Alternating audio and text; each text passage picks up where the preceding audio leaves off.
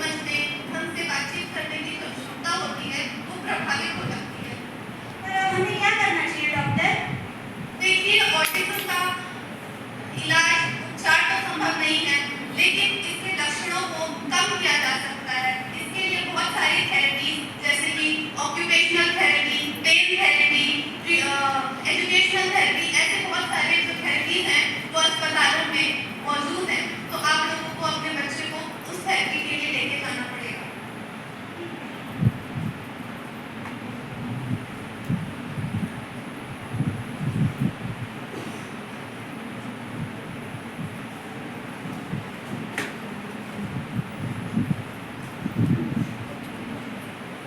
तो धीरे धीरे डॉक्टर की और परिवार की सहायता से